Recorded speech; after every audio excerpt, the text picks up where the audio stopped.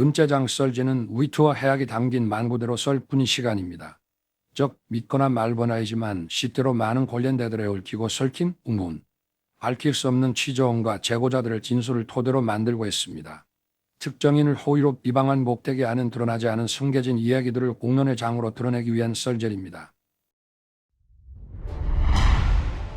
네, 열린공감TV 정천수 PD입니다. 경짜장 썰전 52화 시작하도록 하겠습니다. 평화나무의 김현민 이사님 자리하셨고요. 네, 안녕하세요. 네, 그리고 민주영혼의 최혁진 부원장님 자리하셨습니다. 예, 안녕하세요. 야, 52회면은 1년이네요. 물론 이제 몇 번 빠진 적이 있긴 했지만 네네. 예. 대략 이맘때 시작했던 기억이 납니다. 경짜장 썰전. 네. 예. 자, 뉴스 보도라는 것이 벌어진 사실을 팩트 체크해서 알리는 행위잖아요. 네. 저희 경짜장 썰전은 보도라기보다는 사실로 믿기 힘든 것들 그리고 팩트로 확인할 수 없는 것들을 저희가 이제 풍문을 가지고 저희가 이제 종합해서 네. 썰로 풀어보는 시간이기도 합니다. 네, 이 풍문이 근데 적중하고, 근데 그 적중된 풍문이 역술인에 의한 혹은 뭐 무속인에 의한 그런 예언이라면은 목사는 몸둘 바를 모른다. 몸둘 바를 몰라요. 예. 윤석열, 김건희 부부 주변에서 일어나는 일들 대부분 은밀히 추진 중에 있는 것들이라서 네. 팩트로 확인하는데 분명히 한계가 있습니다. 그럼요. 예. 그러므로 저희 경짜장 썰전을 통해서 경고의 차원 또는 의혹으로 썰을 푼다는 심정으로 이야기하는 프로그램이다라고 생각을 하시면 될 것 같고요. 특히 종교의 영역은 이게 과거로 입증할 수가 없거든요. 그래서 열린공감TV가 아무리 유튜브 기반의 보도 매체라고 하더라도 썰전을 통해서 보도로 받아들일 수 있다라고 생각하시는 분들이 있기 때문에 취재 중에 알게 된 풍문이라든가 허구, 커다라 혹은 믿을 수 없는 그런 일들에 대해서 썰로 풀어보는 시간이라는 점을 좀 이해해 주십사 부탁의 말씀을 다시 한번 드립니다. 이렇게 말씀드리는데도 정색을 하고 받아들이는 분들이 더러 있어요. 경짜장 썰전이라고 생각을 하면서도 이 보도하는 매체에서 왜 자꾸 썰을 푸는 거야? 네. 그거 좀 주지를 해드리는 바입니다. 최원순이가 지금 뭘 하고 있을 거라고 생각하십니까? 최연순. 네. 지금 사위가 구속될 위기인데 구속되면 어떡하나. 지금 굉장히 속을 끓이면서 전전긍긍? 그렇죠. 몸 낮춰서 있고 야 네. 이거 어떻게 되나 이게 퇴위 되나 뭐 이런 생각하지 않을까 싶어요. 네. 그러니까 또 김건희 특검 통과되면 아마 1순위로 거의 압수수색이 들어올 수도 있기 네네. 때문에 뭐 증거인멸하고 조용히 움직이면서 대비하고 있지 않을까 네. 싶은데요. 근데 제가 항상 말씀드리지만 우리는 상식적으로 네. 우리의 입장에서 그럴 예. 것이다라고 생각하잖아요. 예, 예. 근데 김건희, 최은순, 윤석열의 입장에서 보면 전혀 아닌 거예요.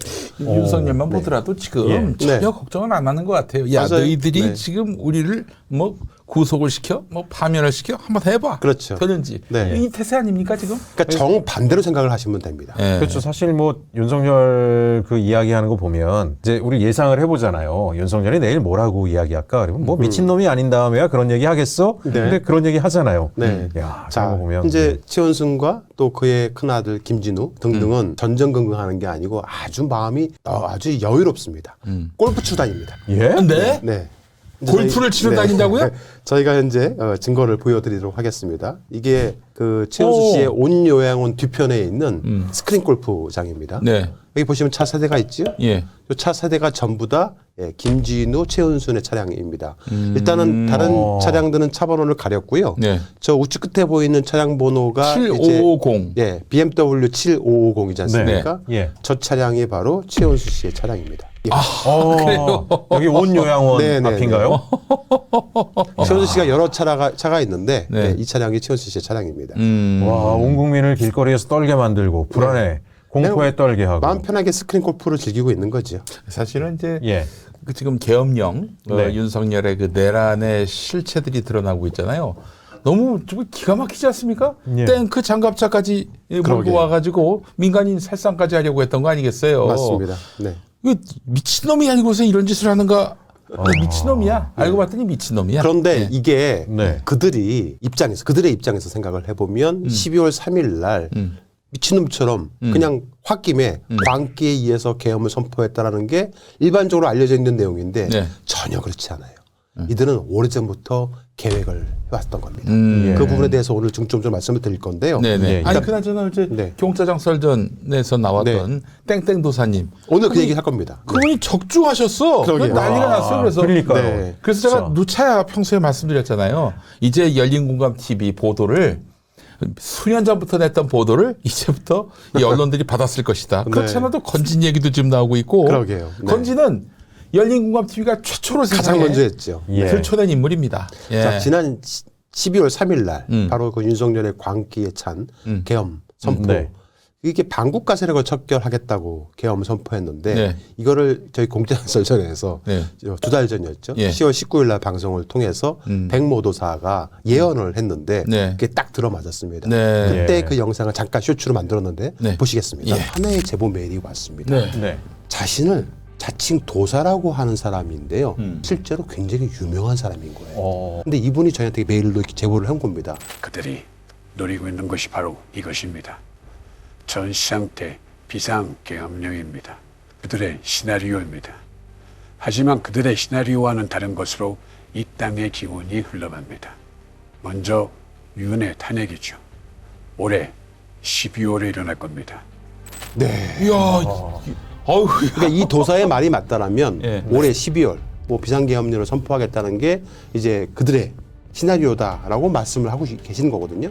하지만 이 땅의 기운은 탄핵으로 갈 것이다 라고 얘기하고 있는 겁니다. 저희가 2달 전에 방송을 하면서도 예. 에이, 설마 그렇죠. 긴가민가 했지 않고. 않습니까? 아니 저는 뭐 충분히 가능한 일이다. 네. 아, 윤석열의 그 멘털리티라면 가능할 일이다라고 생각을 했는데 네. 10월 19일 방송이었단 말이에요. 그러게요. 네. 10월 예. 19일. 네. 그때 이런 얘기하고 다니면은 미친놈. 취급받았어요. 그렇죠. 저도 어디 가서 얘기하기도 쉽지 않았고 그냥 이제 그 저분의 말이 믿겨지진 사실 않았고 맞아요. 네. 그런데 이제 저분 말씀 중에서 왜 본인이 이런 제보를 하는 이유가 그 쟤네들이 아주 일본 주술에 있는 친일 매국노 같은 놈들이다라고 네, 네, 얘기하시면서 네, 했기 때문에 네. 한국의 원래 역술인이나 무속인은 철학이 다르다 뭐 그런 얘기 하셔서 애국 도사님이구나 그러면 뭐 존중할 만하겠다 그 정도로만 생각했었습니다. 아무튼 이 방송으로 인해 가지고 저희 열린공감TV 공짜한 썰전이 성지가 됐어요. 모 커뮤니티에 성지 순례라고 해가지고 예. 네. 갑자기 누군가 글을 올렸는데 10만 명이 봤어요. 그 글을. 열린공감TV 공짜한 썰전 관련된 네, 네. 글이. 예. 그래서 엄청나게 많은 젊은 층들이 현재 가입을 하고 계십니다. 제가 누차 말씀드립니다만은 열린공감TV를 보세요, 언론인 여러분. 네.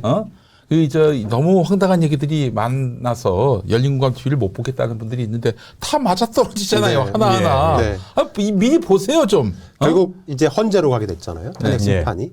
그다음에 현재 벌어지고 있는 내용을 쭉 보시면은 진영 싸움으로 번지고 있는 느낌을 받고 있습니다. 네. 지리한 법정 공방도 예상이 되고요. 네.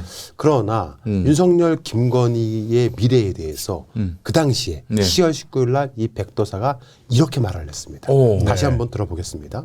하지만 이 땅의 기운은 탄핵으로 갈 것이다 라고 얘기하고 있는 겁니다. 그러니까 이 도사님의 결론은 어쨌든지 간에 윤 정부를 빨리 끝내야 네. 그런 불행한 일들이 네. 우리 주변에 안 생긴다 뭐 그런 취지로 그런데 이분은 이해하면 되는 미리 건가요? 봤답니다. 자기가 영행, 네. 영적인 눈으로 본 곳을 이야기해 준다고 하는데 네. 윤석열과 김건희가 추운 겨울에 감옥에 갇히는 현상을 봤다고 주장하고 있습니다.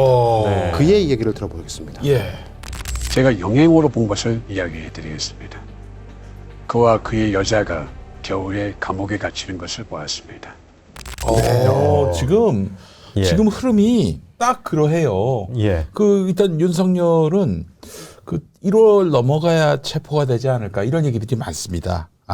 그리고 당연히 부창불수라고 네, 김건희도 같이 갇힐 것인데 특검이 이제 발의가 됐으니까 특검이 네. 이제 만들어져 가지고 조사를 하게 되면은 올 겨울 안에 3, 4월 안에 무조건 감옥에 갈 가능성이 높아지는 사실 거죠. 특검이 이 구속 기소하는 것이 좋다고 하더라고요. 그러게요. 경찰이나 이제 검찰을 통해서 하게 될 네. 경우에는 한계가 있고 네. 또 어쩌면은 수사의 맹점 때문에 그 어떤 구조의 한계 때문에 윤석열이가 뜻밖에도 말하자면 반전을 기할 수도 있다 이런 얘기가 나와서 네. 네. 뭐 상황이 좀 복잡합니다만은 1월, 2월이 가장 합리적인데 와, 이 양반이 정확하게 순차적으로 하고 있는 게 아닌가. 순차적으로 들어갈 것 같습니다. 윤석열이 먼저 이제 체포가 되고, 그렇죠. 그게 먼저일 것 그다음에 같고. 이제 김건희 네. 특검위에서 김건희가 따라 들어가고 맞습니다. 그렇게 네. 되지 않을까 싶은데요. 목사님이 지금 제일 당혹스러우실 것 같아요. 우리 도사님 말씀이 자꾸 맞고 그래서. 제가 여기서 좀 한번 화를 한번 내면은 예. 저는 이미 8월 아니죠. 4월부터 이거 저 계엄 얘기했습니다. 그러게요. 연말에 네. 승부를 목사가 더 용합니다. 예, 맞습니다. 맞습니다. 예. 자, 이번 12월 3일 계엄 과연 언론들이 말하는 것처럼 우발적일까? 홧김에 저지른 것인가 한번 생각해 볼 필요성이 있습니다. 오랫동안 준비를 해온 것 같아요. 백도사의 주장에 의하면은 이 땅 대한민국의 도사들 그리고 영적 존재들이 일본 귀들과 전쟁을 벌여가지고 승리를 했기 때문에 이 땅의 기운이 일본 추종하는 무리들과 그 꼬봉 윤석열의 야심을 이길 수 있었다고 주장하고 있는 이 겁니다. 도사님 말씀은요, 굉장히 좀 과학적으로 느끼는 게 뭐냐면은, 네. 기본적으로 우리가 윤석열이가 12월 3일에 아닌 밤중에 홍두깨가 아니라 아닌 밤중에 계엄령을 공포한 거 아니겠어요? 네. 그러니까 저는 어떻게 이게 가능한가라고 했을 때, 일본식 주술적 무속에 그 완전히 지배당하는 사람은 할 수 있는 거예요. 그렇지. 근데 일본식 무속이 무엇인지, 주술이 무엇인지를 아시는 분이 짚어준 거기 때문에 이분의 네. 말씀은 그냥 하는 예언이 아니라 예. 어떤 과학적인 어떤 추론에 의한 예측이 아니었나 하는 생각이 듭니다. 네. 그러니까 백도사의 주장을 차치하더라도 이번 계엄이 오랫동안 준비를 해온 것이라는 것이 현재 수사를 통해서 언론에 또 보도들을 네네. 통해서 알려지고 있기도 하는데요. 예. 만약 12월 3일 계엄이 일본 자위대가 한반도에 입성할 수 있는 시나리오를 만들기 위한 그것까지 첫 번째 그들은 구상했을 단추였다면 거예요. 예. 그 문제가 있다는 의혹 제기를 저희 열린공감 TV가 가장 먼저 했었고 네네. 지금도 아마 열린공감 TV만 12월 3일 계엄과 일본 자위대와 연계해서 네. 이제 말씀을 드리고 있는 것 같습니다만은 그 일을 은밀히 추진하는데 바로 이 사람 김충식이라는 사람 충식이 또 나옵니까? 장인으로 통하는 사람이 기획되어 있을 것이라는 그런 의혹을 제기하고 있는 그동안 겁니다. 우리 충식이 형을 너무 소외시켰어요. 반성해야 합니다. 네. 예. 그래서 확실히 저도 그 주장과 추론에 동의하는 게 이게 지금 북한을 어떻게든 이 전쟁에 개입시키고 미군까지 개입을 시키려고 했잖아요. 네. 그 자위대는 가만둘까? 그렇죠. 그렇죠. 틀림없이 자위대를 한반도에 개입시키는 그 그림까지 다 그려놨을 거라고 저는 강력하게 주장합니다. 그럴 것 같습니다. 그걸 통해서 영구 집권을 할 수 있는 그렇지. 무력적 기반을 한반도에 갖추겠다. 그 이전에 이제 예. 태클을 걸 수 있는 게 유일하게 대한민국 국회인데 국회를 무력화시키려고 했던 것이고. 네, 네. 예. 자, 저희 열린공감 TV로 들어온 여러 가지 제보자들, 첩보원들의 얘기를 들어보면 김건희의 새아버지로 통하는 윤석열의 장인, 바로 이 김충식 씨가 아주 오래전부터 이런 준비를 해왔다는 겁니다. 아, 충식이 형이 일본 태생이고요. 그리고 일본을 위해서 한반도에 전쟁을 일으켜서 자연스럽게 일본 자위대가 한반도로 진군할 수 있도록 계획을 세웠다는 겁니다. 그 실행을 위해서 주술적 행위도 마다하지 않았다는 건데 이 김충식 씨의 꿈은 고스란히 김건희한테 적용이 되었고 김건희 스스로 자신이 미래의 통일 대통령의 꿈을 꾸고 있었다는 겁니다. 그래서 저에 대한 어느 정도 이렇게 좀 끊어지면 좀 이제 좀 적극적으로 저는 그 남북 문제 제가 좀 나설 생각이에요. 정말로. 윤석열 정부가 잘 해내서 통일돼서 그러면 뭐 대한민국이 좀 성장되고 그렇죠. 예. 김충식은 일본 자위대의 한반도 입성을 위해서 자신이 계획한 대로 만약에 한반도에 전쟁이 일어나면 일본 자위대의 주둔지를 네. 네. DMZ DMZ. 그쪽으로 하기 위해서 작업을 오랫동안 해왔다는 거예요. 실제 저희 열린공감 TV가 오랫동안 탐사 취재해온 김충식의 사단법인 나라사랑 무궁화 봉사회를 통해서 DMZ 안에 유엔 우정의 동산이라는 것을 조성하고 있다는 실행 계획에 대해서 저희가 보도를 한 바가 있었는데 네. 그 DMZ 안에 땅 8,000평을 윤석열 김건희로부터 불화받아 가지고 조성을 해왔다는 단독 보도를 한 바 있었습니다. 예. 8,000평입니다. 예. 네, 수상하지요? 그 옆에 수변공원 30만 평도 현재 조성 중에 있다고 합니다. 예. 아니 그 남북 관계를 그 평화 무드로 조성해서 그거 추진하면은 네. 좀 이해가 될 만한데 지금 완전 엉망진창으로 만들어 놓고 수변 공원 하는 이런 근데 말도 안 되는 구상을 펼치고 그 있었던 DMZ 거예요. 38선 근처잖아요. 38선이잖아요. 예. 자, 요 얘기를 이제 하기 위해서 말씀을 드린 건데 네. 일본 기미가요 가사에 두 개의 숫자가 나옵니다. 예. 1000과 8000이라는 숫자고요. 이 기미가요의 천황의 세계는 1000대 8000대에 걸쳐서 자갈이 바위가 될 때까지 이어진다라는 노래가 나옵니다. 그 가사가 나와요. 일본 국왕의 치세가 1000대 8000대까지 이어지기를 염원한다는 내용이 담겨져 있는 건데 네. 윤석열의 대선 승리일이 아까 말씀하신 것처럼 2022년 3월 9일 예. 그날로부터 2024년 12월 3일까지가 딱 천일째 천일. 되는 거예요. 전일 동안 네. 네. 그리고 8,000대까지 천황을 위해서 예. 노래한다 이렇게 되어 있잖아요. 네. 이번에 계엄 훈련명이 뭔지 아십니까? 뭡니까? 충성 8,000이요. 충성 8천. 예.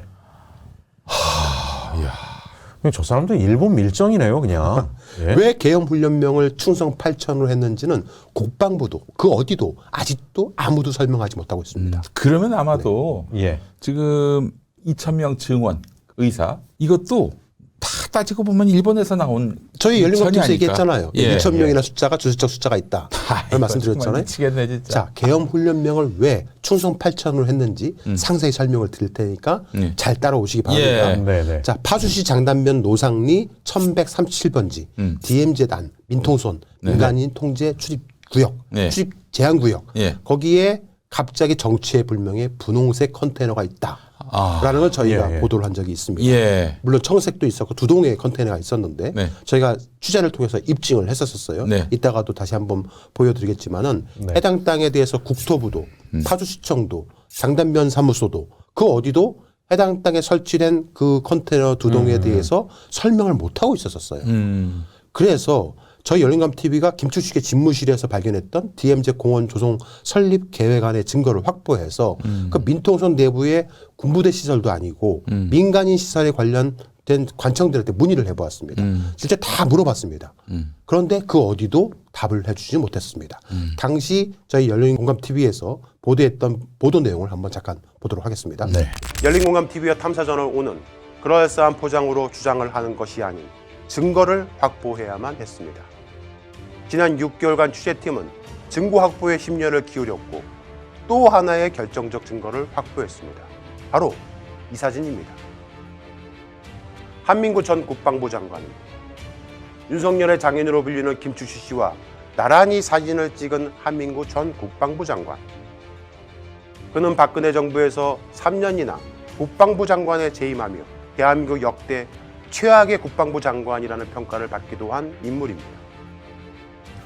한민구 전 국방부 장관은 예전엔 방산 비리가 대형 비리였지만 요즘은 생계형이다라는 황당한 발언으로 공분을 샀던 인물이고 끊임없는 방산 비리 의혹에 연루되었던 사람입니다. 그리고 2017년 박근혜 대통령의 탄핵소추가 기각될 경우 바로 시위에 참가한 국민들을 병력으로 제압하기 위해 김관진 국가안보실장과 모의하여 각 부대 병력들을 준비했다는 이른바 계엄령 모의 사건 내란 음모 혐의자이기도 했습니다. 만약 이때 잘못됐다면 광화문에 모인 촛불들은 한민구 전 국방장관으로부터 총칼에 희생되었을지도 모릅니다. 박근혜 대통령 당시 남북대화는 단절됐습니다. 그런데 말입니다. 통일은 대박이다라고 말했던 박근혜 전 대통령은 지난 2014년 통일시대를 열기 위해 DMZ 세계평화공원을 건립하겠다고 하면서 세계평화공원을 전 세계 국민에게 개방하겠다고 발표합니다. 한민구 전 국방부 장관 그리고 박근혜 전 대통령 그들은 정말 통일을 원했던 것일까? 광화문에 모인 촛불 집회 시민들을 탱크와 총으로 밀어붙이겠다는 계획을 세운 한민구 전 국방부 장관이 이렇게 김추식 씨와 나란히 사진을 찍고 도자기를 받는 모습을 본 순간 말문을 잇지 못했습니다. 그 이유는 바로 이곳에 있기 때문입니다. 2016년 대한민국 국방부 장관은 한민구였다. 민간인 출입 통제선으로 불리는 민통선은 비무장지대 남방 한계선 남쪽에 있는 민간인의 출입이 제한된 경계선을 뜻한다. DMZ로 통하는 이곳은 대부분 국유지이다. 그런 곳에 김추식 씨가 정부로부터 땅을 받아 평화의 순례길을 만들어 자신의 이름을 드높이겠다고 제보자에게 발언했다. 그 부분은 8,000평을 줬거든요. 그러니까 파주에서 선생님께 그 8,000평을 주셨다면서요? 파주에서 준 거예요. 정부에서 준 거예요. 아, 정부에서요? 제가 이걸 제대로 이거는 꾸밀려고 반기부위도 해놨고 이제 7분을 더 해야 돼. 여기에 배를 윤 대통령까지. 그래도 정부에서 그렇게 도와주시니까 참. 장단면 노상리 1137-1번지였습니다. 장단면 마을 부럭보다도 남쪽에 있기는 하지만 현재 아무나 들어가 볼 수 없는 곳, 바로 김추식 씨가 말한 정부로부터 받았다고 주장하는 8,000평 그 땅이었습니다. 김추식 씨의 집무실에서 발견된 공원조성 계획 설립안에 있는 사진들처럼 여러 기념비들이 질비하게 있는 곳이었다. 해당 부지 좌우로 기념비가 심어져 있었고 부지 맨 끝자락에는 용도를 알 수 없는 비닐하우스 한 동과 2개의 컨테이너가 설치되어 있었다. 결국 누군가의 지시, 그것도 국방부, 국토부, 파주시까지 모든 행정 절차를 무시한 곳, 그곳에서 쓸 수 있게 해줬다는 이야기였다. 김춘식 씨는 제보자에게 해당 토지에 대해 이렇게 말한 바 있다. 그 부분은 지금 8,000평을 줬거든요. 그러니까 파주에서 선생님께 그 8,000평을 주셨다면서요.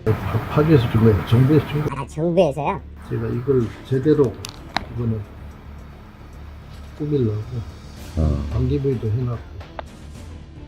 김춘식 씨의 말대로라면 해당 토지 사용의 허가는 정부, 즉 국정원이란 소리다. 최근 북한이 도발해 온다라면 이란 단서를 달았지만 우리는 몇 배로 응징할 것이라고 발언했다.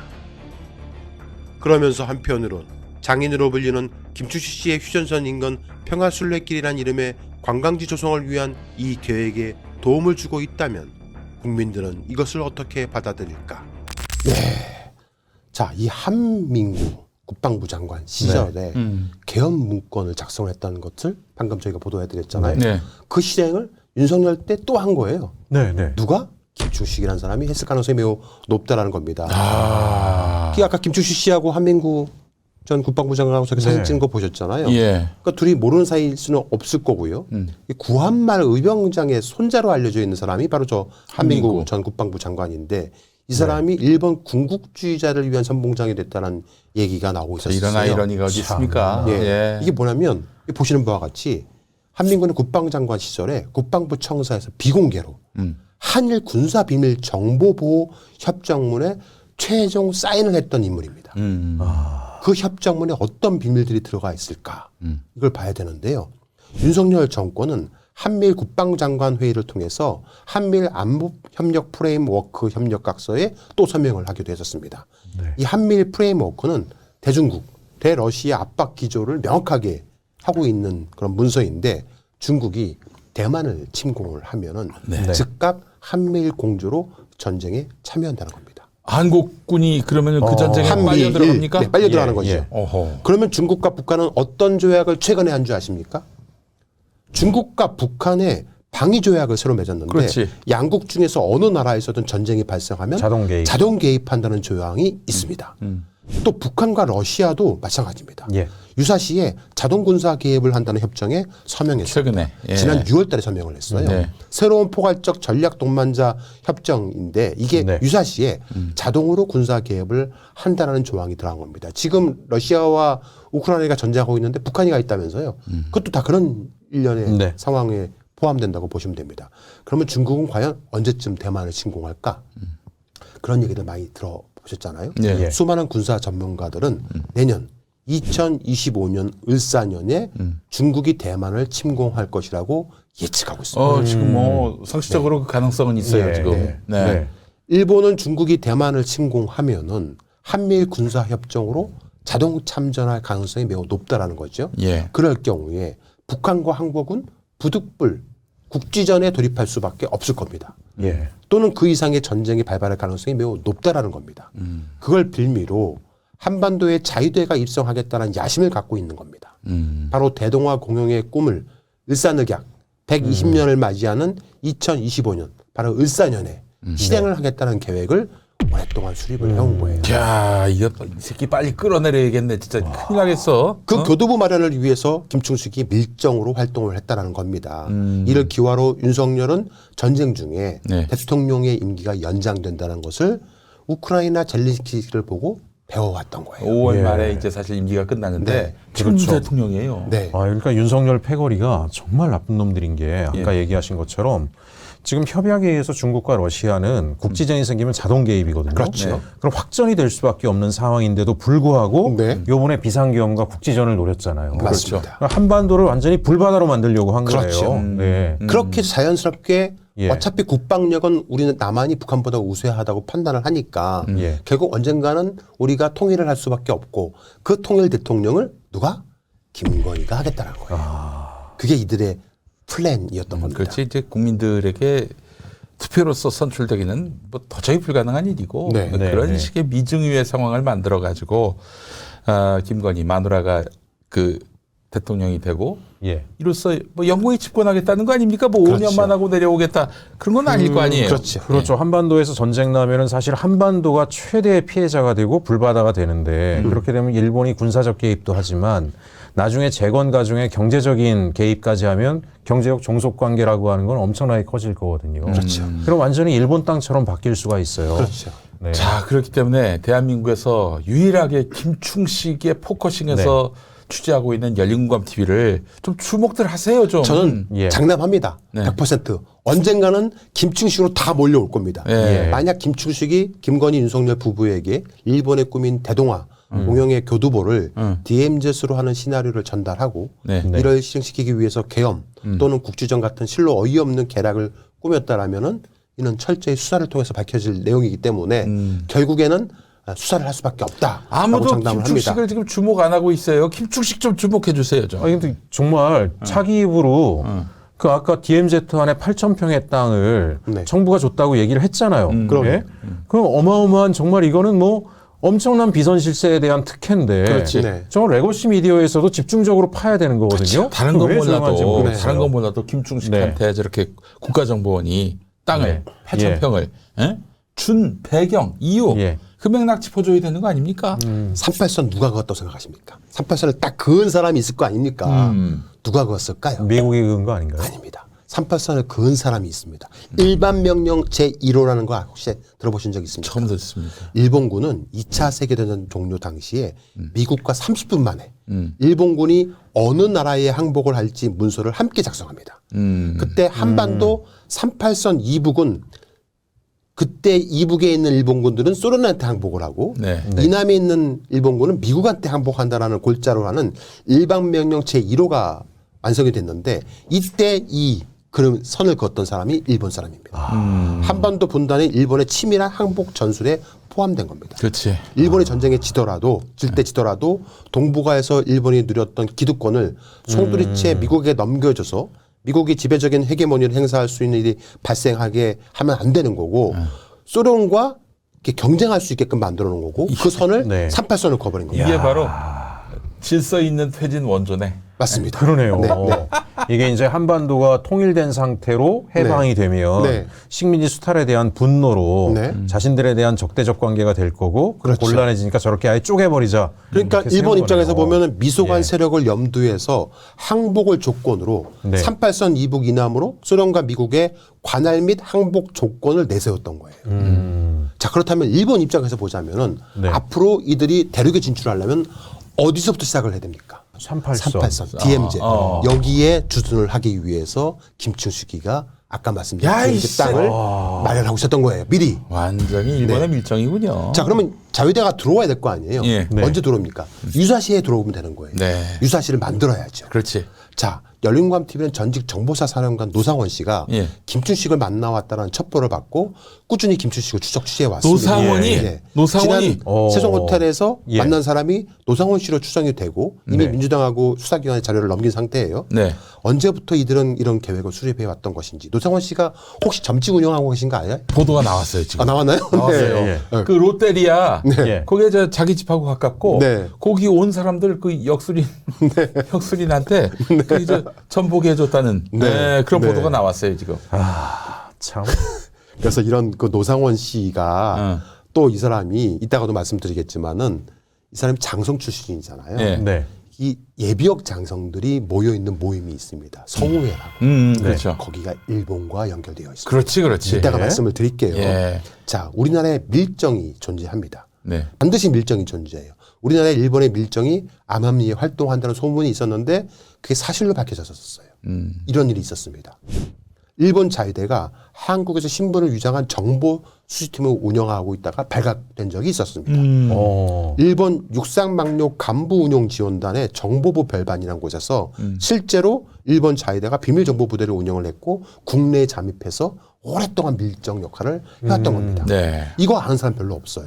대한민국 성우회 바로 전역한 군 장성들이 모여 있는 곳에 노상원 전 정보사 사령관도 포함되어 있었습니다. 노무현 대통령 때 그렇게 노 대통령을 괴롭혔던 사람들이 예. 성우예요. 네. 노 대통령이 그런 말씀했잖아요. 네. 뭐 자기들이 육군참모총장이 돼가지고 합참의장이라고 그랬나요? 그 별 달고 한 게 뭐가 있냐고. 전시작전 통제권 하나 제대로 저 다루지도 못하고 뭐 그냥 미국한테 형님 배만 믿습니다 하면서 미국 엉덩이 뒤에서 네. 그랬던 사람들이라면서 맹실타를 하셨잖아요. 그게 성우예요, 성우회. 예. 이게 노상원이 있었던 이 군 장성들이 모여 있는 성우회가 일본 극우 단체로부터 오랫동안 지원을 받아오고 있었던 거예요. 아, 일본 사사가이 재단이라고 아시죠? 세평 예. 평화재단. 거기서부터 예. 일본 사사가이 재단으로부터 여러 가지 영관급 장교 교류 행사를 했었는데 세천이군요. 예.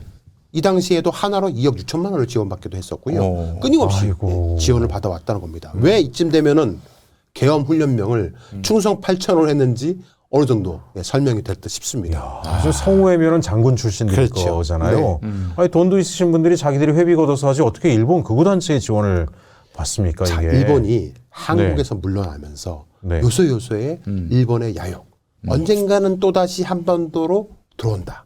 예. 그때 자신들의 땅으로 만들겠다는 야심을 실현하기 위해서 남겨두고 간 것들이 있습니다. 그러니 얼마나 윤석열이가 고맙겠어. 알아서 그 자생적인 친일파로서 이렇게 일본한테 충성을 하고 있으니. 그 대표 한국 군인들을 그냥 예. 사무라이 정신으로 가스라이팅 하려고. 그 대표적인 예. 거 남겨두고 네. 떠난 것 중에 대표적인 게 뭐냐면 일본 호국불교예요. 오. 일본 호국불교. 일본 호국불교요? 예, 일본 호국불교인데 네. 경기도 양평 하면 떠오르는 사람이 최은순이죠. 최은순. 예. 예. 그 최은순 지방과 무관치 않은 곳, 네. 가까운 곳에 사찰 같은 게 하나 있습니다. 예, 예. 예. 사찰과 비슷하게 생겼는데 사찰인지 아닌지 예. 몰라요. 예. 대덕사라는 이름의 사찰이 하나 있습니다. 네. 예전에 저 열린감 TV에서 어. 대선 당시에 이 사찰을 취재해서 보도한 적이 있었는데 예. 당시 그 사찰에서 대통령 윤석열이라고 적혀 있는 비문을 발견한 적이 있었어요. 어. 그런데 이 사찰 어딘가 수상을 합니다.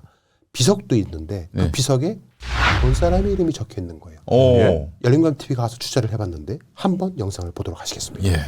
여기 보시면 여기가 양평에 있는 대덕사라는 사찰입니다. 네. 일반 사찰의 모습하고는 어딘가 좀 자세히 보시면 사찰 양식이 좀 일본 양식 같은 생각이 드실 거예요. 보시면 이런 재단 같은 것도 네. 우리나라의 전통 사찰하고는 좀 거리가 멉니다. 교회 수련원 같은데. 여기 보시면 네. 여러 이름이 있는데 여기 보시면 약간 지워졌는데 조선 연 조하연 밑에 스스키의 어쩌쩌고라고 써 있죠? 예, 예, 예. 일본인 이름도 적혀 보입니다. 어. 도대체 이 사찰의 정체는 아, 이게 이제 무엇일까? 읽는 방법이 이게 네, 밑으로. 김윤석, 예, 예. 김병문, 예. 뭐 허정숙 이렇게. 네, 그렇죠. 아. 여기 보시면 대덕사라고 되어 있는데 대한불교 조동종이라고 되어 조동종. 있죠. 예. 이 조계종이 아니라. 조동종이 우리나라의 정통 불교가 아닙니다. 아. 우리나라의 정통 조계종도 아닙니다. 예. 근데 대한불교라고 저기가 적어놨기 때문에 대한불교는 아닌 거예요. 예. 예수교라고 적는다고 해서 예수교는 아니잖아요. 예, 예. 자, 저 조동종이란 곳이 어딘가. 이게 중국에서 시작이 됐는데 네. 일본에서 더 유행하고 있는 호국불교종입니다. 어. 일본의 호국불교 종파입니다. 호국이라고 하는 것은 나라를 그렇죠. 보호한다 할 때 네, 네. 호국인데 그 국은 나라는 일본일 테고요. 일본이죠. 오. 일본의 조동종은 우리나라 조선 침략 과정에서 명성황후를 시해하는 과정에 아하. 깊숙이 관련되어 있었던 일본 종파입니다. 아. 한국에 일본이 심어놓은 미래 일본을 위해서 활약을 한 밀정 같은 종단이다 라고 보시면 됩니다. 현재 이 일본의 조동종 관장이 있는데 이 미나미사와 도우닌이라는 일본인데 보시면 그의 형색이 어딘가 좀 이상합니다. 네. 정통 승려라고 보기에는 복장이 약간 좀 이상하지요. 네. 근데 어딘가 낯설지 않은 복장인 거예요. 저희가 보기에는. 예. 십상신가? 그래서 좀 취재를 좀 해봤습니다. 예. 열린공감 TV에서 보도했던 건진법사와 예. 그의 스승 해우 어. 이 두 명이 창시한 일광조계종. 일광조계종이죠. 예. 거기도 조계종하고는 거리가 멉니다. 예. 네. 일광조계종의 창시자가 바로 요 해우예요. 네. 자기가 그냥 만든 거예요. 종파를 하나. 예. 그 제자가 누구야? 건진. 건진. 건진과 신적으로 동료를 맞은 사람이 건이. 건이. 건진건이. 이게 예. 된 거죠. 살아있는 소의 껍질을 벗겨서 논란이 됐던 행사. 그곳에 해우. 해우가 이름이 원종택 씨인데 이 사람한테 매번 축원기도를 부탁을 했고 실제 윤석열, 김건희라는 연등을 달아놨는데 신생 연등을 걸어놓고 그때 행사를 했다고 말씀드렸잖아요. 이 축원기도를 김건희가 부탁했다라는 얘기를 그 당시에 해우가 열린검토 취재진한테 이야기를 했습니다. 네. 다시 한번 들어보겠습니다. 그렇게 스님께서 축원도 하셨는데 이렇게 내가 거기 그때 김건희가 뭘 한다고 그래서 그걸 좀 그때 내가 한 70대 되니까 70 그때 한 70대에서 70도 넘었을 거야. 그래서 내가 나도 그때도 가서 연결도 못해 난. 내 제자들이 전부 가서 걔들 와서 다 했지. 건진법사가 속한 대한불교 종정협의회라는 곳이 있습니다. 네, 여기는 네. 대한불교 종단협의회하고는 달라요. 달라요. 예. 예. 이름도 비슷하게 만드는 겁니다. 네, 네. 저희 2년 전에 2022년 1월 28일 날 저희 열린검토에서 보도했던 이 건진과 해우가 속한 대한불교 종정협의회라는 곳에 속한 스님들의 모습을 한번 보시겠습니다. 네. 보시면 뭔가 복장들이 일반 스님 정통사찰 복장들과 좀 다르죠? 달라요. 뭔가 무슨 도사들이 들고 있는 무슨 그런 봉을 들고 있기도 하고 꽃갈모자 같은 거 쓰고 있는데 아까 예. 보여드렸던 예, 뭐 손오공에 나오는 삼장법사. 일본 조동종의 그 관장이 쓰고 있는 모자와 비슷한 걸 쓰고 있지요. 예. 네, 왠지 뭔가 좀 화려하고 그리고 이 종파에 속해 있는 사람들이 국내 정통 조계종하고는 거리가 멀다고 말씀을 드렸는데 저희가 확인을 해보니까 실제 조계종에서는 여기는 인정하고 있지 않는답니다. 불교로 아예 인정을 안 한대요. 그럼요. 네. 아니 저 신천지도 예수교 신천지라고 해요. 그렇죠. 네. 예. 보세요. 이런 사람들입니다. 시험 기르고. 예, 뭐 이상하죠. 그리스 정교의 네. 뭐 그런 느낌. 그러네. 예. 김건희는 구약을 통째로 외운다고 했는데 그렇게 기독교 집안이라고 자랑을 했는데 왜 건진, 해우 그리고 이런 수상한 불교를 빙자한 사람들과 연결이 되어 있을까 생각을 해볼 필요성이 있습니다. 앞서 보여드렸던 양평에 있는 대덕사 매우 수상하다고 말씀을 드렸는데 그 사찰의 원소유주가 누군지 매우 궁금합니다. 예. 과연 누굴까? 예. 저희 열린검TV가 등기부 등본을 떼어봤습니다. 예. 놀라운 이름이 보였습니다. 짜잔. 아니, 화영이라고 되어 있습니다. 아니 그저 황 사장, 동해 네. 황 사장. 여기 보시면 경기도 양평군 계곡면 공사리 128-1번지가 바로 아까 저희가 보여드렸던 그 곳입니다. 아니 그 황종호 아버지. 네. 조동종의 일본 조동종의 예. 대덕사입니다. 와. 거기에 원소유주가 황하영이었던 겁니다.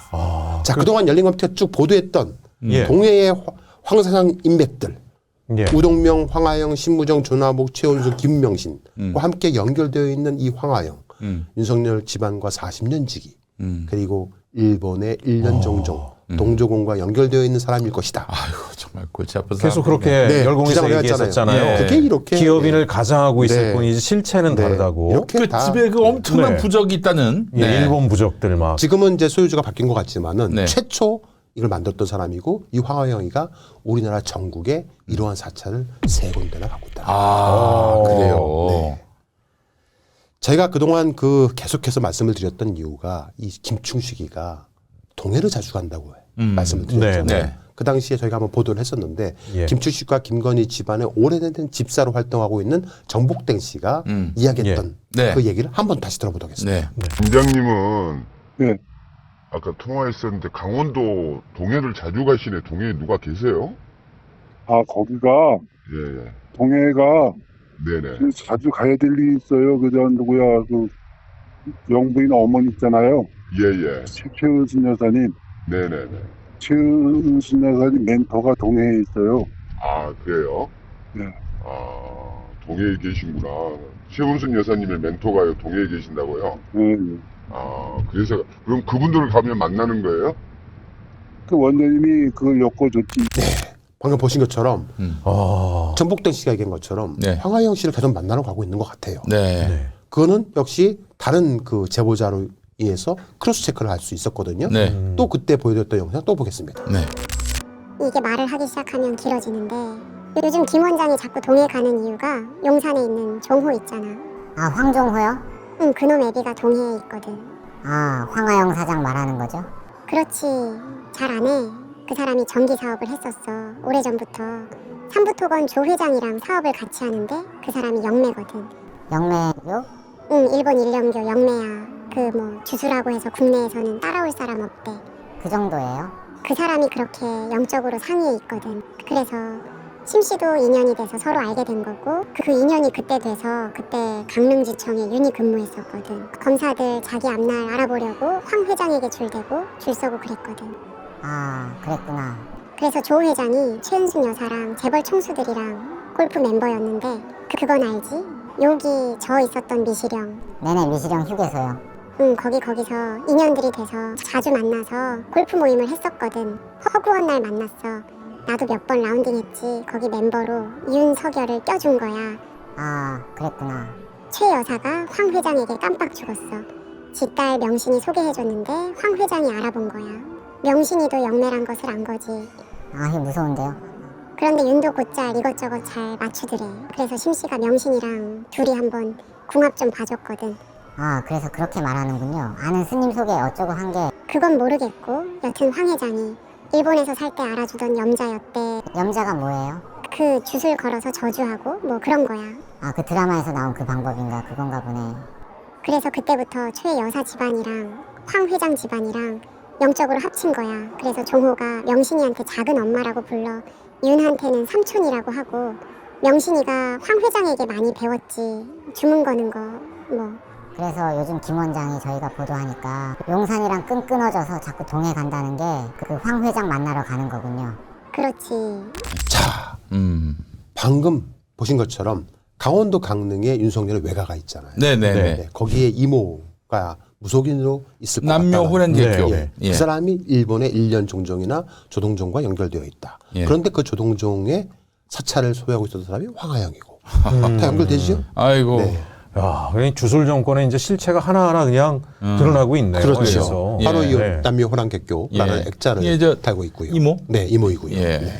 그리고 황하영의 건물에도 일광이라고 적혀 있다. 맞아요. 예. 일광이 적혀 있고 일광 조계종 아까 말씀드렸던 해우에 그 다음에 일광사 모두 다 일광이에요. 일광은 극우기, 우길기를 뜻한다고 합니다. 그렇지. 일광이지. 네. 그게. 네. 황하영 집무실에서 발견됐던 일본 부족도 이제 설명이 되는 겁니다. 자, 여기서 일본 주술과 한국의 무속, 역술의 차이점에 대해서 다시 한번 설명을 드리자면 김건희는 짬뽕이에요. 그냥 다 자기가 믿고 싶은 것만 믿고 싶어 하는 거고 일본 주술에 더 심취해 있다라고 말씀드리면 되고요. 한국의 도사들, 뭐 역술인들, 무속인들은 자신과 타인 모두가 잘 되기를 신에게 바라는 사람들입니다. 비는 사람들입니다. 그러니까 남의 행복을 위해서도 비는 게 우리의 무속이에요. 한국의 무속. 근데 일본 주술은 온리 자기의 자신의 행복만을 위해서 타인을 해하는 그러한 주문을 거는 행위를 주술이라고 하는 겁니다. 엄격하게 다른 거죠. 타인의 목숨까지도 위태롭게 하는 위험한 행동. 분명히 차이가 존재한 겁니다. 천공. 자도 아마 윤석열, 김건희, 김축식 등으로부터 2025년도에 무슨 일이 터질 것을 들었을 것으로 추정이 됩니다. 그렇지. 그렇기 때문에 2025년 가을에 통일이 된다라고 자기 제자들만 모아놓고 얘기한 거예요. 그러니까 이제 이런 거지. 지금 나를 탄핵시켜? 야, 내년에 정말 그 법에 나온 대로, 헌법에 나온 대로 사변에 준하는 상황이 발생할 거야. 아니면 그렇죠. 전시가 일어나거나. 그러니까 걱정할 필요가 없어요. 그렇죠. 그러니까 골프 다니는 거예요. 그것도 천공이 3개월 안에 뭐가 바뀐다. 이따가 말씀드릴게요. 보세요. 천공이 얼마나 자신 있으면 이런 말을 하겠습니까? 2025년 가을에 통일하라. 이 모습이면 스승이라고 아무도 돼. 천공 스승이라고 하잖아요. 그들의 입장에서 보면은. 근데 자기한테 스승이라고 부르지 말라는 거는 그만큼 자신이 있다는 거예요. 확실하다는 거죠. 2025년 가을에 통일된다고 믿는 거예요. 근데 이 사람이 누구로부터 들었을까? 자기가 정말 예지로 미래를 보고 얘기했을까? 아니에요. 누군가부터 얘기를 들었을 거예요. 천공은 100% 뭔가 믿는 구석이 있는 겁니다. 내년 3월에 무슨 일이 일어난다는 걸 알고 있는 거예요. 윤석열, 김건희가 저런 말을 흘려주고 바깥에서 당신은 분위기를 잡아달라 이랬을 가능성이 굉장히 높네요. 그래서 이런 말을 하는 겁니다. 하늘이 내놓은 대통령은 국민이 그 사람이 하는 행동을 보고 하느님이 잘 내놓으신 것을 알고 그 사람을 받들어서 대통령을 만든다. 이게 누구냐? 윤석열 대통령이에요. 이 국민들의 힘만 모아주지 않을 것이야. 세계의 힘을 모아줄 것이야. 동지들끼리에서 그 안팎에 아마 이제 살살 정리가 되기 시작을 할 겁니다. 해가지고 윤석열 대통령이 앞으로 가는 길이 힘이 바뀌어버립니다. 이게 윤석열의 의지에 의해서 힘이 바뀌는 게 아니고 예. 외부의 힘에 의해서 바뀐다고 말하고 있는 거예요. 분명히 뭔가 큰 일이 내년에 있을 것을 알고 있는 거예요. 기독교적으로는 네. 저렇게 혹세무민하는 자들을 사탄마귀 그렇죠. 신자로 보지 않습니까? 이게 기본적으로 이제 우상숭배는 예. 그 용서를 받기 힘듭니다. 네. 네, 아주 멸절을 당해요. 네. 네. 자, 이제 오늘 주제에 대해서 또 말씀을 드릴 텐데 예. 다시 한번 말씀드리지만 저널리즘의 역할과 네. 또 이제 이런 어떤 일반 유튜버들의 역할은 다를 수 있는데 저희 공짜장 썰전만큼은 저널리즘 관점에서 보지 마 주십사라고 부탁을 드리겠습니다. 네. 네. 어디까지나 보도와 썰은 차이점이 있다라고 네. 생각하시고 얼마나 무시무시한 걸 또 던지시려고 저희가 또 오늘 사전에. 전해드리고자 하는 것은 네. 염려의 차원, 단순히 경고의 차원 정도로만 판단을 해주십사 부탁을 드립니다. 네. 사실이거나 미래에 다가올 예측이 아니고 그냥 경고 차원 정도다. 라고 생각하시면 되고요. 그냥 한마디로 믿거나 말거나 네. 이렇게 생각하시면 될 것 같습니다. 저희 열린감TV에 그 예언을 해주셨던 백도사와 다시 연락이 됐습니다. 백도사와 연락을 해봤는데 이번에 일본 귀들과 싸우느라고 네. 많이 심신이 다치셔가지고 얼굴에 마비가 오셨다고 합니다. 어허허. 예, 그분의 이야기를 들어보겠습니다. 네. 일본 무기들과의 전쟁에 비록 이겨서 그 귀들을 소멸시켰지만 이 땅의 수많은 귀들과 천장천신만신들이 소멸되거나 다치게 되었습니다. 저 또한 오랜 시간 육체의 이탈로 오른쪽 얼굴이 마비가 되었답니다. 마음으로 연명하며 며칠 지내고 있지만 회복의 시간이 필요하군요. 그러니까 박도사의 말에 의하면은 이분의 네. 주장에 의하면은 이번에 12월 3일 날 윤석열이가 일본 귀들의 도움을 받아서 아까 말씀드렸던 자위대를 입성시키고 또 전쟁을 일으킬 목적으로 오래전부터 준비를 해서 충성 8천이라는 작전면으로 계엄을 준비해왔고 실행을 했다. 그것도 날짜도 미리 예언을 해서 천일지대는 12월 3일 날 했다라는 것이었고 그걸 막기 위해서 우리나라의 많은 그 도사들이 일본의 귀신들과 싸움을 붙었고 우리가 이겼다라는 뜻이신 거예요. 한마디로. 그래서 본인이 이제 얼굴에 마비가 올 정도로 많이 심신이 다치셨다라고 말씀을 하고 계시는 겁니다. 자, 다시 한번 주의적 차원에서 말씀을 드리겠는데요. 어떤 과학적 근거도 없다라고 말씀을 드리겠습니다. 예.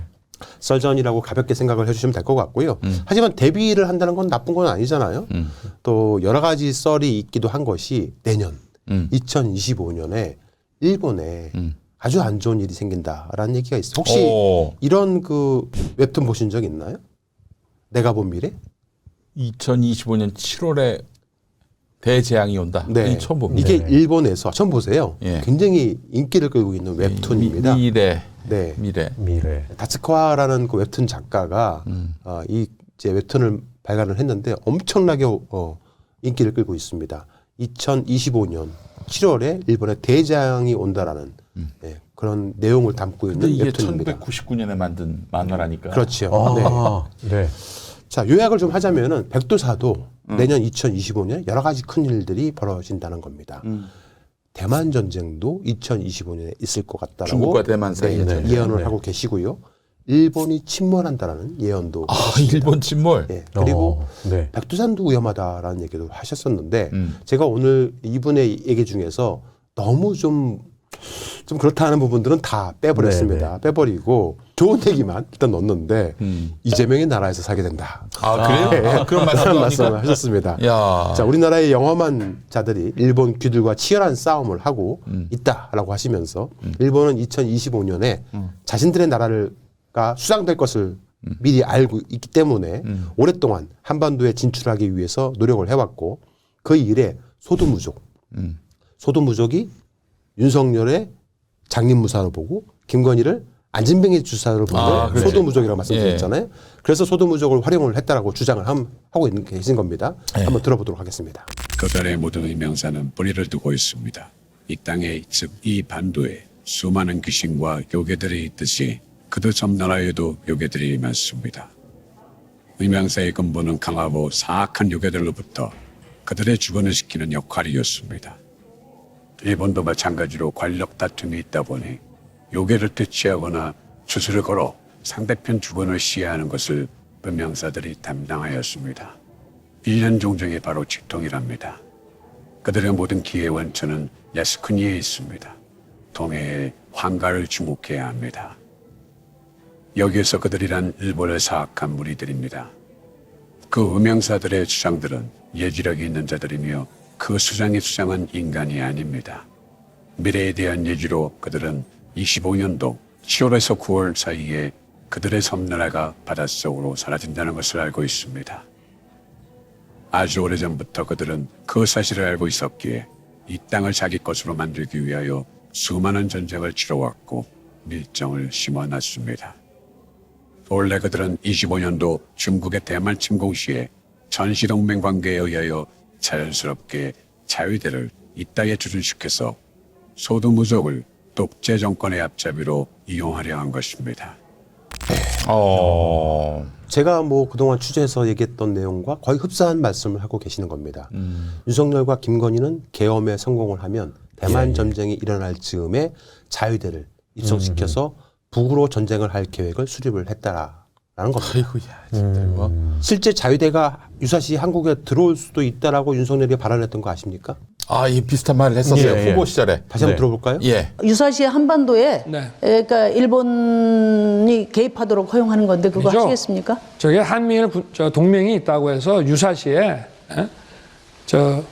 들어올 수도 있는 거지 막 들어올 수도 있는 거지 막 들어올 수도 있는 거지 막 이거는 들어올 수도 있다는 건 얘기는 들어온다는 얘기예요. 유사시. 그렇죠. 본인이 대통령 토론에 나와가지고 올 수도 있지만이란 건 뭐예요? 허용한다는 얘기 아닙니까? 대통령 되면? 윤석열이 자기가 허락만 하면 자위대는 한국에 들어올 수 있다라고 문서에 명기까지 했어요. 자기 마음이 다 드러난 거죠, 뭐 저 발언으로. 일본 정부에서 한국에 허락하면 들어간다라고까지 말을 하고 있어요. 예, 언제든지 우리가 문만 열어주면 들어올 수 있다라는 겁니다. 그 문을 열 수 있는 최종 권한을 갖고 있는 사람은 대통령이거든요. 그렇지. 예, 지난번에 국회에서도 국민의힘이 한일 군사동맹이라는 표현을 흘렸다가 논란이 되기도 하고. 네. 자위대가 주한미군 기지를 이용하기 위해서 국내에 일시적으로 들어오는 경우에는 국회 동의가 필요 없답니다. 그러한 것을 국방부가 발표를 해요. 보시면은 헌법 제60조 2항은 외국군이 우리 영토에 머무는 경우에 국회의 동의를 받도록 했는데 자위대가 주한미군 기지를 이용하는 경우에는 주류에 해당되지 않는 방부는 주한미군의 물자 인력 등을 주한미군 기지에 수송하기 위해서 자위대가 진입하는 경우는 국회 동의가 필요하지 않다라고 했답니다. 차곡차곡 뭐 하여튼 프로세스를 진행해 왔구나. VMZ는 유엔과 미군 관할이기 때문에 거기 들어갈 수 있는 거예요. 아, 그러네요. 그걸 국방부가 허락하고 있는 거예요. 예. 우리가 저런 뉴스를 그냥 흘려듣는 사이에 그렇죠. 쟤네들은 다 계획을 가지고 차곡차곡 해온 거네요. 그래서 백두산은 계엄이 성공했다라면 자유대가 이 땅에 들어왔을 것이란 겁니다. 하지만 이 땅의 기후는 그들의 계획대로 돌아가지 않고 그렇습니다. 소멸됐다라고 주장하고 계시는 것이죠. 들어보겠습니다. 윤과 김의 독재가 시작되면 자유대가 무력으로 포로의 전쟁을 하여 대륙으로 그들의 땅을 이전할 계획이었지요. 하지만 소도무적의 어리석음으로 인하여 그것이 좌절되었습니다. 그래서 다음으로 그들의 다른 계획은 반도를 전쟁으로 몰아붙이는 것입니다. 반도와 전쟁에 휩싸이면 자연스럽게 그들의 자위대가 한국에 들어오게 되지요. 자위대가 반도의 전쟁 주도권을 잡고 그들의 식민지가 아닌 그들의 본토로 만들려는 것입니다. 이것이 그들의 두 번째 계획입니다. 하지만 이 땅의 기후는 그들의 계획을 모두 소멸시키고 9월에서 10월 사이에 이 씨가 북으로 첫 기차를 출발시킵니다. 기차가 북을 넘어갈 때 눈이 내리는 광경은 정말 아름다울 겁니다. 내년 9월에서 10월 사이에 이 씨가 아마 이재명 민주당 대표를 말하는 것 같은데 북으로 통일을 위한 첫 기차를 출발시킨다는 겁니다. 그때 눈이 내린대요. 9월 10월에? 9월 10월에요? 네. 그러면서 아름다울 거라고 말씀하시잖아요. 그때 가보면 또 알겠죠. 네, 믿거나 말거나입니다. 자, 백도사는 2025년 중국의 대만 침공으로 어쩔 수 없이 한반도 또한 전쟁에 휩싸일 가능성에 대해서 말을 하기도 하셨는데 그 부분은 오늘 뺐습니다. 일본의 대재난이 있기 때문에 여러 가지 일들이 벌어질 거라고 했는데 그 부분도 오늘 뺐습니다. 다음 통일은 이재명이가 하게 될 것이고 그래서 9호 기차를 북으로 보낸다라는 말씀을 하고 계신 겁니다. 우리나라는 대지의 축의 지리적 위치로 가장 적은 피해를 입을 거랍니다. 복구가 가능하다는 것이죠. 네. 일본의 야욕과 그것을 실현하기 위해서 소도무족, 즉 윤석열과 김건희의 계략과는 정반대의 결과를 보게 된다라고 주장하고 계십니다. 계속해서 그의 주장을 들어보도록 하겠습니다. 이 모든 것이 가능한 이유는 대재난 이후에 이 땅, 즉 대지의 축에 위치한 이 땅이 가장 적은 피해를 보기에 빠른 복구가 가능하답니다. 윤능과 그의 처는 꼭두각시 인형에 불과합니다. 그들이 어디에 이용당하고 있는지도 모르는 아주 어리석은 인간들입니다. 불쌍한 자들이지요. 그 말인즉 아무것도 아니라는 것이죠.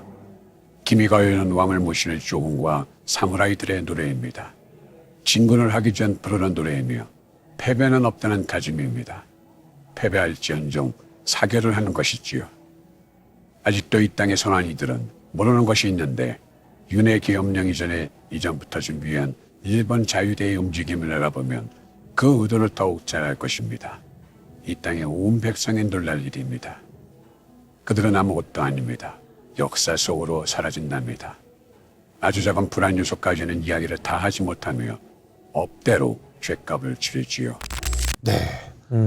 자, 오늘 저희가 뭐 백도사의 이야기를 전부 전달해 드릴 수는 없습니다. 혼란을 야기할 수 있다고 판단했기 때문이기도 하고요. 그래서 일부 부분은 저희가 편집을 해서 압축해서 전달을 해드렸고요. 백도사 또한 자신의 이야기를 일반 사람들한테 상세히 전달하는 것은 큰 혼란을 야기할 수 있기 때문에 원하지 않는다라고 말씀을 하셨습니다. 네. 다만 네. 이재명 민주당 대표에게한테는 앞으로 다가올 일본의 큰 재난, 그걸로 인해서 우리나라에 미칠 일들에 대해서는 대비를 하는 것이 좋다라는 뜻을 꼭 좀 전달해달라고 부탁을 해오기도 했습니다. 계속해서 그의 이야기를 들어보겠습니다. 만일 그대가 이 시정부와 인연이 닿는다면 25년도에 일어날 재난에 대비할 준비를 철저히 하여야 한다고 잘해주기 바랍니다. 물론 이 씨가 긴급하게 잘하겠지만 대비가 필요한 것이랍니다. 오늘은 많은 이야기를 하였군요. 명예를 하면 많은 것을 본답니다. 항상 선을 향하고 타인을 도우면 그 선이 복이 되고 그 도움이 선업이 된답니다. 그대와 인연된 이들이 나로 인하여 선업의 과정이 된다면 그 또한 저의 수행 중에 하나라고 생각합니다. 네. 그러니까 이제 뭐 그 도인의 언어를 쓰시긴 하는데 네.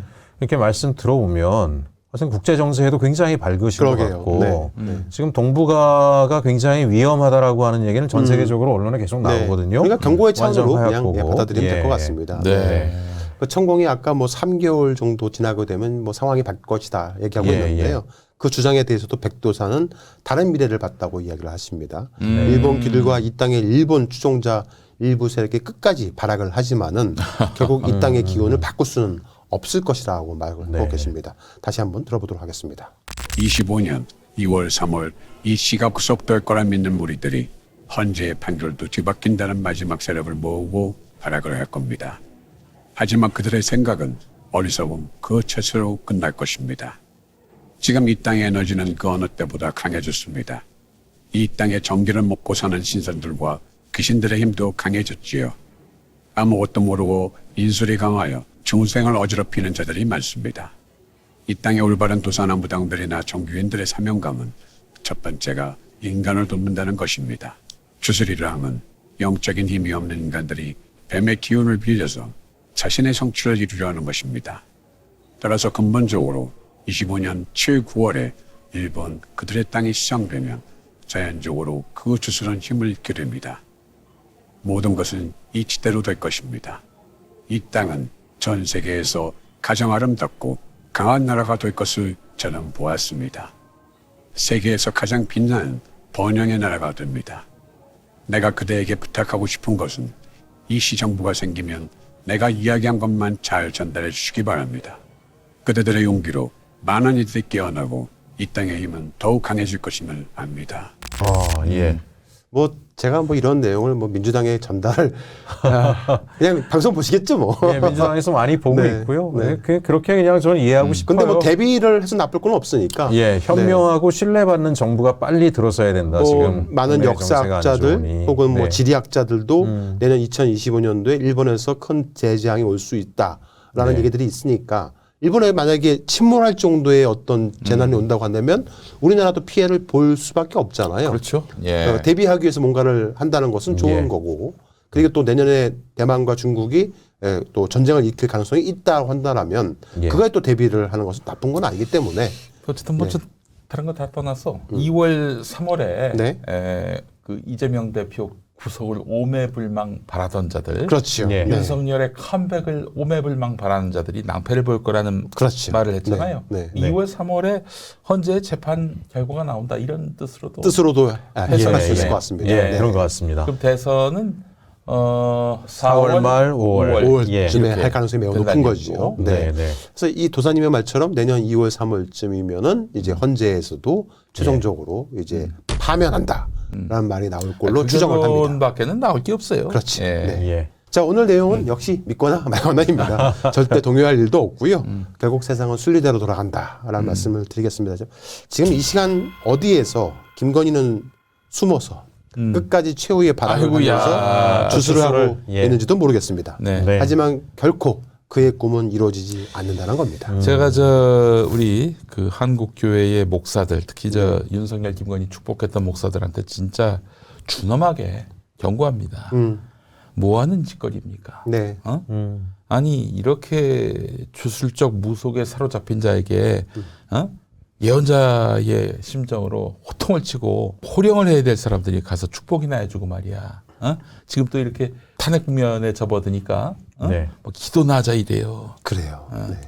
너희들 진짜 하나님한테 천벌 받는다 진짜. 그 보수 극우 집단들 광화문에 모이고 있는 사람들 대부분 다 기독교를 믿는 사람들. 뭐 논외로 하겠습니다. 네. 그것들을 기독교로 인정하고 싶지 아이고, 않아요. 진짜. 예. 네. 그 열공 방송하시는 거에 댓글에 그분들은 기독교도로 보기 어렵다 이런 댓글들이 몇 개 있는 거 봤습니다. 그러게요. 네. 네. 근데 끝으로 그렇죠. 한번 그들을 향해서 한번 험하게 엄하게 한번 헛소리하지 말고 저기 네. 특히 제2의 네. 계엄령 부탁해요 이러면은 네. 평화나무가 다 모니터하고 있습니다. 선거 때 헛소리한 목사들 저희들이 네. 매번 모니터하는데 네. 그 목사들이 또 그런 짓을 합니다. 지금 많이 그 수가 줄어들었어요. 날마다 고발하니까 이번에도 계속 들여다보고 있으니까 헛소리하지 말고. 계엄에 준동하는 사람들도 처벌받게 되는 거죠. 그럼요. 네, 헌법에 되어 있죠. 그게 바로 내란 동조죄. 예. 동조, 네. 선동죄. 예. 네. 그분들은 예수님을 안 믿으시는 거 아닐까요? 그러게요. 엉뚱한 예수를 믿는 거죠. 예. 예. 자, 백도사의 주장이든 무속인들, 이 땅의 도인들의 주장이 옳다는 것은 아닙니다. 결국 이 땅의 주인은 국민이고요. 국민의 염원이 기로 승화되어서 일본의 잡기들과 일본의 야욕을 이길 수가 있는 겁니다. 우리 민족은 절대 일본 등 외세에 의해서 무너지지 않습니다. 결국 천년만년 대대손손 세계 초인류 강대국으로 발돋움하게 될 것입니다. 지금의 혼란과 어려움도 모두 극복해 나갈 겁니다. 내년 2025년 만약에 두려운 일들이 벌어진다고 하더라도 우리 국민들은 반드시 슬기롭게 극복해 나갈 겁니다. 결코 두려워할 필요가 없습니다. 결국 선은 악을 이깁니다. 우리 대한민국은 선입니다. 네. 오늘 방송 여기에서 마치겠습니다. 네. 하나, 둘, 셋, 끝!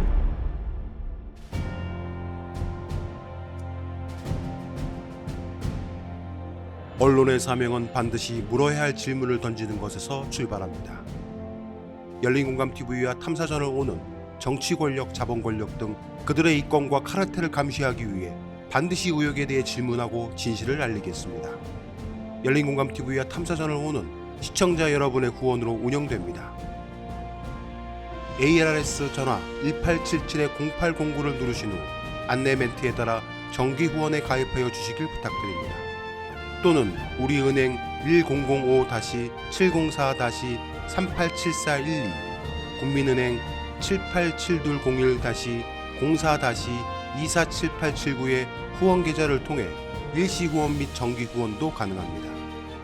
그리고 안내에 따라 해피나눔의 필수 항목이라고 붉은 글씨로 되어 있는 것 등에 기입하여 원하는 금액을 입력한 후 서명하여 신청하기 버튼을 클릭해 주시기 바랍니다. 열린공감TV와 탐사전을 온해 모든 영상의 더보기를 클릭한 후 기재되어 있는 ARS 후원 안내 1877-0809 및 우리은행 국민은행 계좌를 통해 시청자 여러분의 소중한 후원을 기다립니다. 열린공감TV와 탐사전을 오니 오로지 진실 그 하나를 위해 항해해 갈 수 있도록 시청자 여러분이 함께 승선하여 길잡이와 등대가 되어 주시길 부탁드립니다. 감사합니다.